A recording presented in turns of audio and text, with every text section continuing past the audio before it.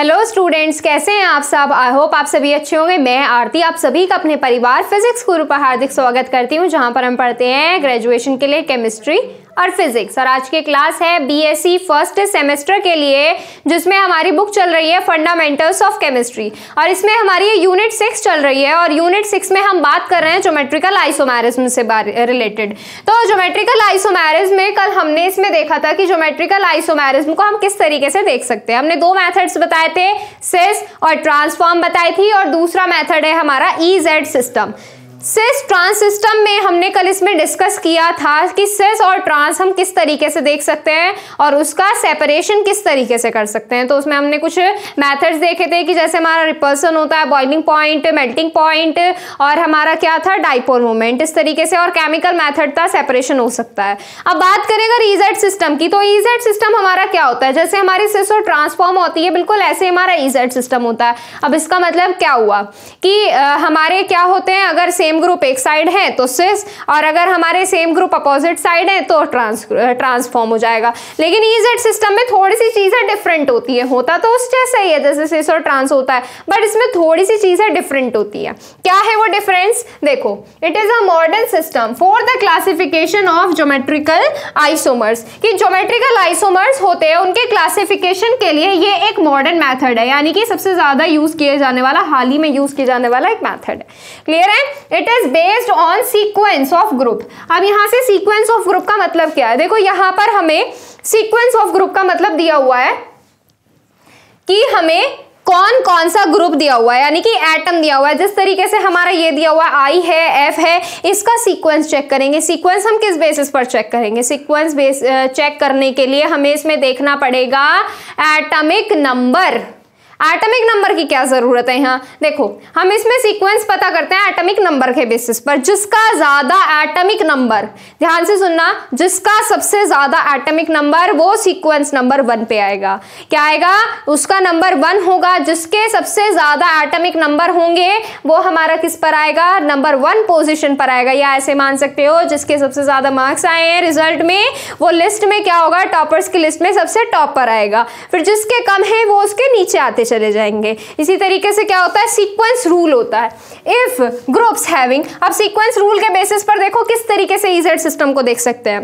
If groups having same nature, अगर groups में same nature हो, सेम नेचर किस तरीके से दिया हो, ये मान लिया हमने दो क्लासेस हैं, यहाँ पर क्या है, दो क्लासेस है, एक क्लास ये है और दूसरी क्लास ये है। इस क्लास के अंदर 2 बच्चे हैं, इसके अंदर भी 2 बच्चे हैं। इनमें हम क्या करेंगे, सीक्वेंस देखेंगे कि मान लीजिए ये नंबर 1 पे है और इसमें भी ये नंबर 1 पे है, ये नंबर 2 पे है, ये भी नंबर 2 पे है। अब इसमें देखो, अगर हमारे same groups having same nature are present on same side, then configuration of compound is Z।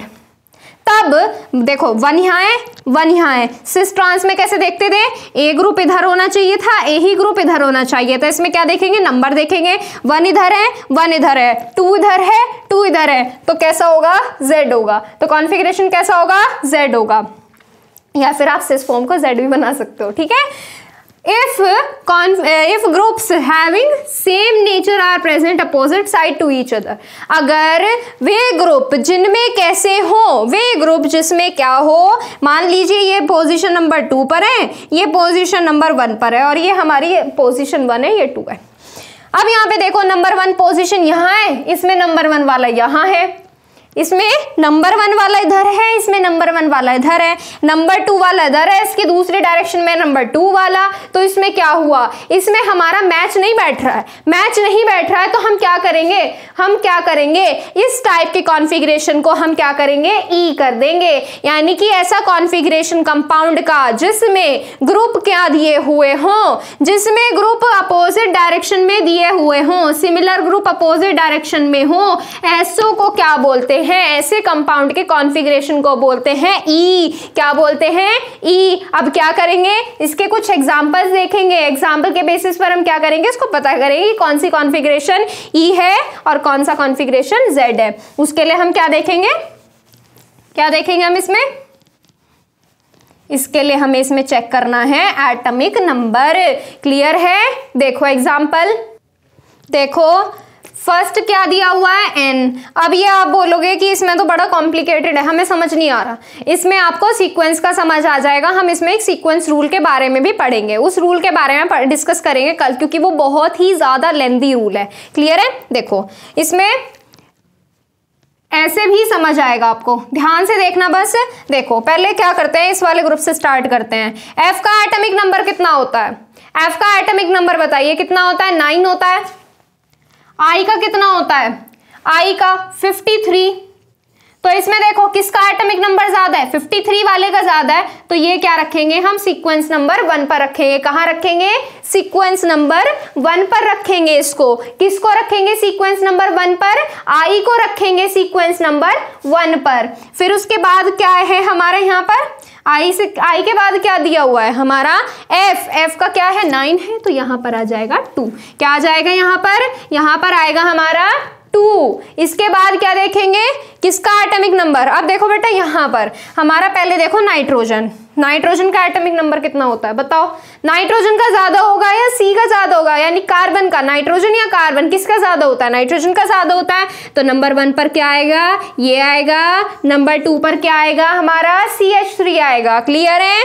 देखो 1 1 एक ही डायरेक्शन में है, 2 2 एक ही डायरेक्शन में है, तो कैसा होगा कॉन्फ़िगरेशन? Z होगा। इसके कॉन्फ़िगरेशन को क्या बोलेंगे हम? Z बोलेंगे। क्लियर है? अब इसमें देखो यहां पर एग्जांपल नंबर 2 में आ जाओ। यहां पर क्या है? आई का कितना होता है? 53। आई का बेटा कितना होता है? 53। Br का कितना होता है बताओ? Br का कितना होता है? 35 होता है Br का। Br का कितना होता है? 35 होता है। अब किसका सीक्वेंस ज्यादा है? किसका है ज्यादा है? किसका आएगा? नंबर 1 पर आई आएगा, नंबर 2 पर Br आएगा, नंबर 2 पर क्या आएगा? नंबर 2 पर Br आएगा। क्लियर है? ये ऐसे ही क्या देखेंगे? अब इसमें देखेंगे कार्बन किससे जुड़ा हुआ कौन है? हाइड्रोजन है। फिर कौन है? क्लोरीन है। हाइड्रोजन का कितना होता है? एटॉमिक नंबर 1 होता है, सबसे पहले आता है हाइड्रोजन। नंबर 2 पर कौन आता है? क्लोरीन। क्लोरीन का कितना होता है? एटॉमिक नंबर 17 होता है ना, 17 होता है। तो यहां पर क्या आ जाएगा? नंबर 1 पर क्लोरीन आएगा, नंबर 2 पर हाइड्रोजन आएगा। तो यहां से आपने क्या देखा सीक्वेंस के अकॉर्डिंग? देखो नंबर 1 वाला इसमें नीचे है, इसमें ऊपर है, इसमें ऊपर 2 है, इसमें नीचे 2 है। तो यहां से कॉन्फ़िगरेशन क्या होगा बेटा? यहां से कॉन्फ़िगरेशन होगा हमारा ई, यानी कि एलिमिनेट कर देंगे। देखो बहुत ही इजी सा मैं आपको ट्रिक बताती हूँ। जो मैच नहीं कर रहा उनको एलिमिनेट कर दो, जो मैच नहीं कर रहा उसको एलिमिनेट कर दो, यानी कि उसको ई कर दो। कॉन्फ़िगरेशन क्या हो जाएगा? ई। इस वाले एग्जाम्पल पर आइए। एफ का कितना होता है? 9। आयरन का कितना होता है? आई का, आयरन ही आयोडीन का कितना होता है? 53। ये क्या आ जाएगा सीक्वेंस नंबर 1 पर? एफ क्या आएगा सीक्वेंस नंबर 2 पर? क्लोरीन का कितना होता है? क्लोरीन का 17। ब्रोमीन का कितना होता है? 35। 35 ज्यादा होता है, ये नंबर 1 पर, ये नंबर 2 पर। तो इसका सीक्वेंस क्या हो जाएगा? Z हो जाएगा। इसका सीक्वेंस क्या हो जाएगा? Z हो जाएगा। ये आपको समझ आया? EZ system.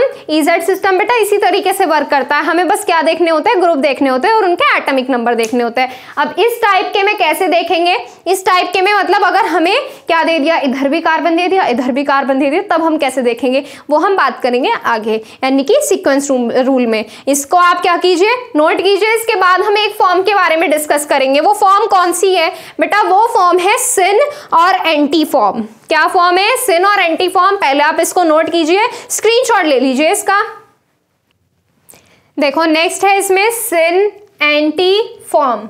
सिन एंटी फॉर्म में क्या होता है? सिन एंटी फॉर्म में हम लेते हैं एल्डिहाइड और उसकी रिएक्शन कराते हैं किसके साथ? हाइड्रोक्सिल अमीन के साथ। जब हम एल्डिहाइड की रिएक्शन हाइड्रोक्सिल अमीन के साथ कराते हैं तो वो वहां से क्या बनाता है? ऑक्साइम बनाता है। क्या बनाता है? ऑक्साइम। क्लियर है? देखो एल्डिहाइड की रिएक्शन हाइड्रोक्सिल अमीन के साथ कराओगे तो क्या बनेगा? ऑक्साइम बनेगा। और ये जो ऑक्साइम होता है ना, ज्योमेट्रिकल आइसोमेरिज्म रिप्रेजेंट करेगा। क्यों रिप्रेजेंट करेगा पता चल जाएगा। पहले हम क्या करेंगे? रिएक्शन करेंगे। इसमें अगर आप लिखना चाहें तो रिएक्शन के बारे में लिख सकते हैं, aldehyde reacts with hydroxyl amine to form oxime.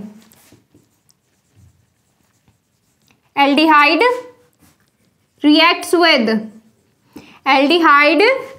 With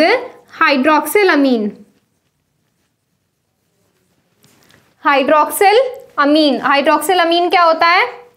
NH2OH। क्या होता है? NH2OH to form oxime, to form oxime. कैसे बनेगा? क्या करेंगे? एल्डिहाइड लिखेंगे। एल्डिहाइड क्या होता है हमारा? ये होता है हमारा एल्डिहाइड।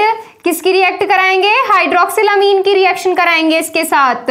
हाइड्रोक्सिल अमीन NH2OH। अब यहां से क्या होगा? यहां से ये हमारे कंबाइन हो जाएंगे। किस तरह से कंबाइन होंगे? ध्यान से देखना कैसे कंबाइन होंगे ये हमारे।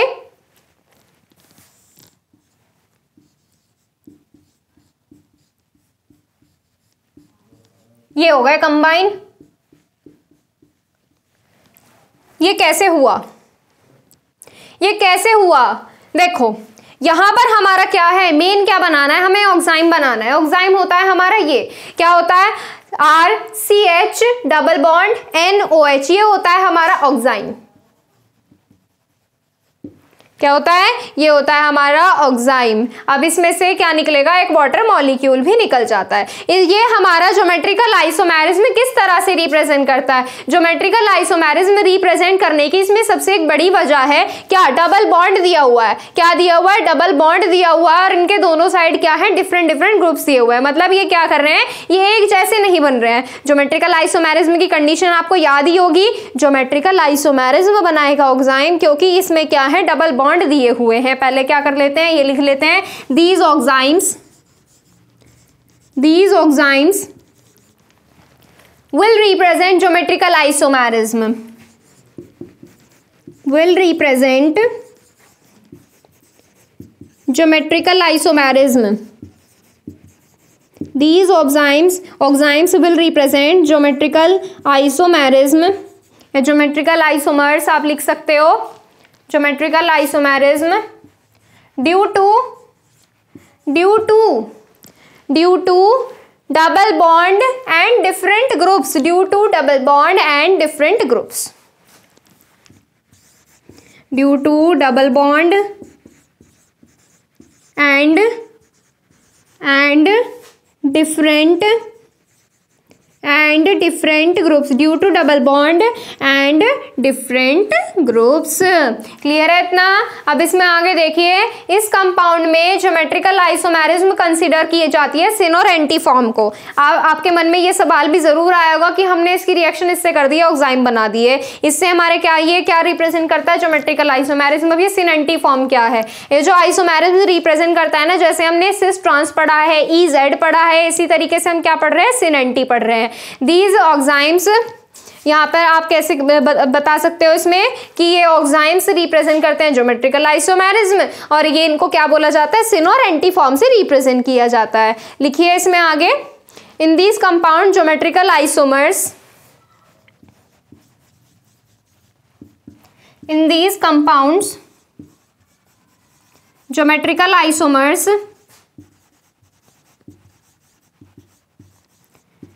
geometrical isomers, in these compounds geometrical isomers are considered as syn-anti isomers,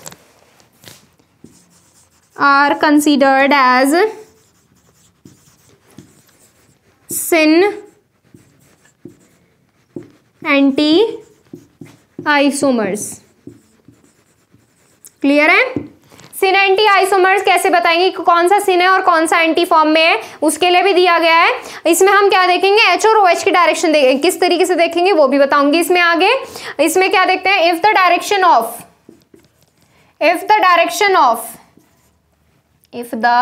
difference नहीं बेटा, डायरेक्शन है, क्या लिख रहे हैं ये? इफ द डायरेक्शन ऑफ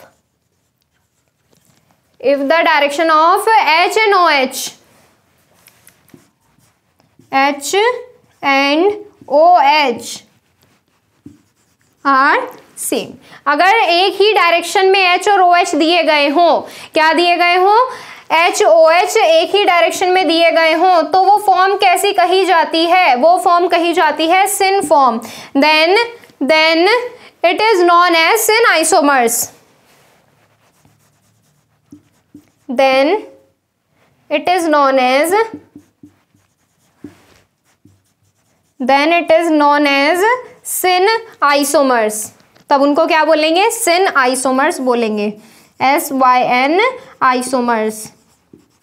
और इसी के जस्ट अपोजिट क्या कर दोगे? जो OH और H अपोजिट डायरेक्शन में हो तो वो कौन सी कही जाएंगे? एंटी आइसोमर्स बोले जाएंगे। If the direction of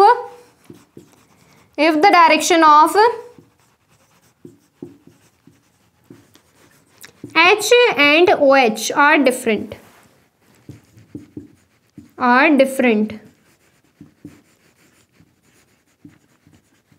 then it is known as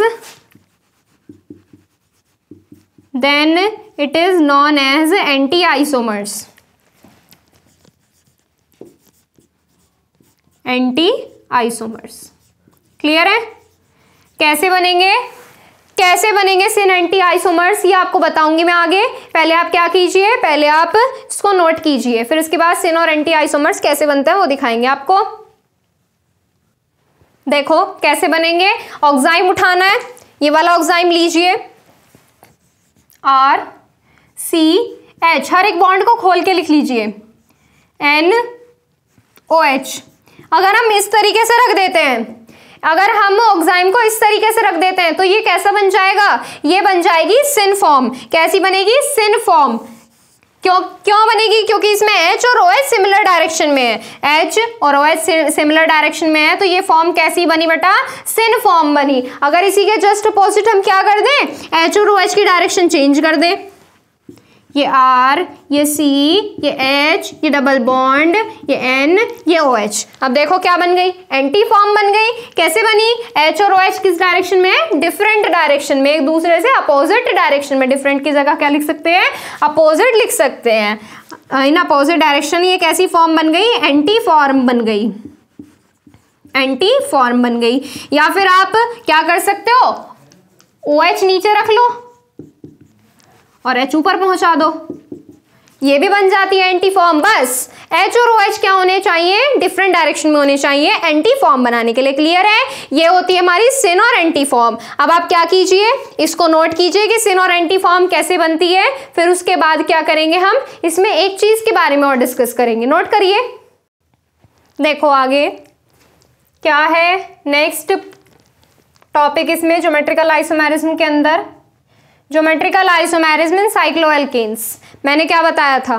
geometrical isomerism किस में बनेगी? डबल बॉन्डेड वाले में बनेगी। लेकिन इसमें मैं क्या बता रही हूं, अब इसमें मैं आपको ये बता रही हूं कि ज्योमेट्रिकल आइसोमेरिज्म साइक्लो, इसको मत भूल जाना, ये इसके साथ ही जुड़ा हुआ है, इसको कहीं मत छोड़ देना रास्ते में। ये क्या है? साइक्लो है। और ये क्या है? एल्केन है। एल्केन कौन सा होता है? सिंगल बॉन्ड वाला। मैंने इसमें लिमिटेशन में आपको क्या बताया था कि एल्केन क्या होते हैं? सिंगल बॉन्ड वाले होते हैं, और सिंगल बॉन्ड वाले ज्योमेट्रिकल आइसोमेरिज्म में रिप्रेजेंट नहीं करते। यही बताया था आपको। इसमें ज्योमेट्रिकल आइसोमेरिज्म लेकिन साइक्लो एल्केन रिप्रेजेंट करते हैं। कौन रिप्रेजेंट करते हैं? सिंगल एल्केन नहीं, साइक्लो एल्केन। मतलब जो कैसी बना रहे हो? साइक्लिक स्ट्रक्चर बना रहे हो। साइक्लिक स्ट्रक्चर अब वो नहीं कि साइकिल बना रहे हो। इस साइक्लिक स्ट्रक्चर से मतलब है यहाँ पर बंद, जो सभी दिशाओं से कैसी हो? बंद हो, ऐसी स्ट्रक्चर बना रहे हो। ऐसी स्ट्रक्चर बनाने के लिए ज्योमेट्रिकल आइसोमेरिज्म रिप्रेजेंट करने के लिए वजह क्या है इनके पास? इनके पास सबसे बड़ी वजह ये है कि ज्योमेट्रिकल आइसोमेरिज्म जो साइक्लो एल्केन में इसलिए रिप्रेजेंट की जाती है क्योंकि इसमें क्या होता है? एंगल स्ट्रेन होता है। अब ये एंगल स्ट्रेन क्या है? इनकी स्ट्रक्चर में एंगल स्ट्रेन क्या है? एंगल स्ट्रेन क्या है वो आपको पता चल जाएगा जब हम क्या करेंगे, इसमें एग्जांपल्स करेंगे। पहले आप क्या कीजिए, नोट कीजिए इसमें cyclo alkanes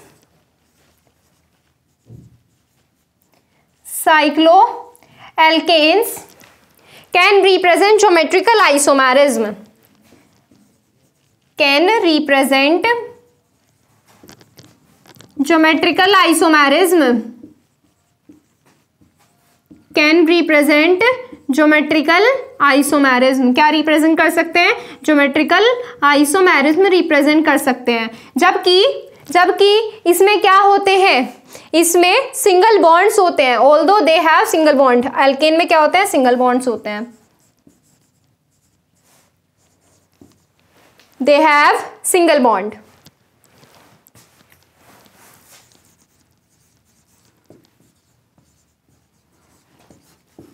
they have single bond.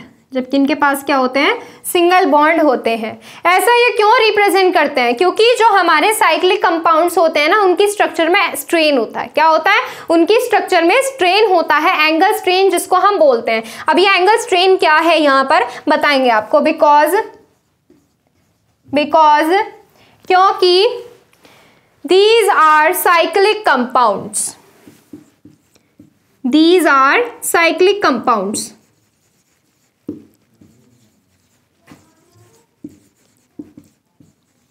these are cyclic compounds, and their structure has angle strain, and their structure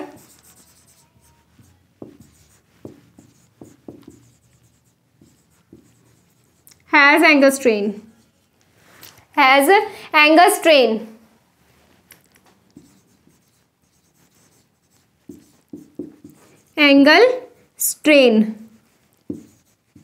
strain यहाँ पे तनाव के लिए रिप्रेजेंट किया गया है, strain.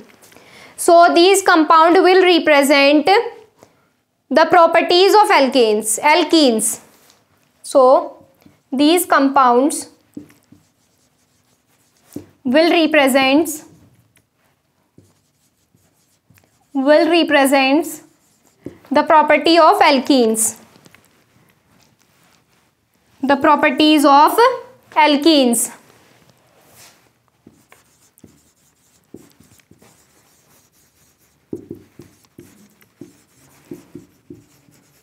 So they can form geometrical isomers. So they can form geometrical isomers. So they can form geometrical isomers. तो ये क्या रिप्रेजेंट कर सकते हैं, ज्योमेट्रिकल आइसोमर्स। अब देखो यहाँ पर क्या आता है, यहाँ पर मैं क्या करूँगी, पहले एक साइक्लिक कंपाउंड बनाऊंगी, यानी कि साइक्लिक एल्केन बनाऊंगी। ये मैंने क्या मान लिया, बंद है। अब ज़रूरी नहीं है कि मैं ऐसे ही बनाऊं, इसमें मुझे एंगल स्ट्रेन दिखाना है, कोने दिखाने हैं इसमें, तो इसलिए मैं कैसे बना रही हूँ, इस तरह से बना रही हूँ। अब मैंने यहाँ पर क्या रख लिया है, यहाँ पर ये क्या है, कार्बन है, हर कोने पे कार्बन होता है। इधर मैंने हाइड्रोजन रख लिया, इधर मैंने CH3 रख लिया, इधर मैंने हाइड्रोजन रख लिया, इधर CH3 रख लिया। अब देखो इसमें एंगल स्ट्रेन होने की वजह से, यानी कि कोने होने की वजह से, ये किसकी प्रॉपर्टी को रिप्रेजेंट करने लगता है, एल्कीन्स की, यानी कि डबल बॉन्ड वाली प्रॉपर्टी को रिप्रेजेंट करने लगता है। और जहाँ पर डबल बॉन्ड आ जाता है वहाँ पे ज्योमेट्रिकल आइसोमेरस आराम से बन जाते हैं। तो यहाँ पर देखो सेम ग्रुप सेम डायरेक्शन में, तो ये कैसे बनेंगे, सिस आइसोमर बनेंगे। अगर इसी स्ट्रक्चर में आप क्या बना लेते हो, इसी स्ट्रक्चर में आप ग्रुप से डिफरेंट डायरेक्शन पर रख देते हो। डिफरेंट डायरेक्शन पर किस तरह से रखोगे, इसमें इस तरह से, तो यहां से क्या बन जाएंगे, ट्रांस आइसोमर्स। क्या बन जाएंगे, ट्रांस आइसोमर्स बन जाएंगे। क्लियर है। तो यहाँ पर ये थर्ड टॉपिक है। आज की क्लास में हमने कितने टॉपिक किए, आज की क्लास में 3 टॉपिक किए, ईजेड सिस्टम, सिनेंटिफॉर्म, और ये हमारा geometrical isomerism in cycloalkenes. Clear है। नेक्स्ट इसमें हमारा आता है ज्योमेट्रिकल आइसोमेरिज्म के अंदर ही सीक्वेंस रूल। किस लिए आता है वो, किस लिए आता है, ताकि हम ईजेड को और अच्छे से समझ सके। अब इसमें कल करेंगे हमारा कौन सा रूल, सीक्वेंस रूल। तो आज के लिए बस इतना ही। अगर इसमें कोई भी डाउट है तो पूछ सकते हो इंस्टाग्राम पर। इंस्टाग्राम आईडी है physics_guru_India। और टेलीग्राम चैनल ज्वाइन करने के लिए प्ले स्टोर से टेलीग्राम इंस्टॉल कीजिए, सर्च कीजिए फिजिक्स गुरु इंडिया, और आप वहां से अपने टेलीग्राम चैनल पर ज्वाइन हो सकते हो। चलिए आज के लिए बस इतना ही, मिलते हैं आपसे कल। Thank you so much.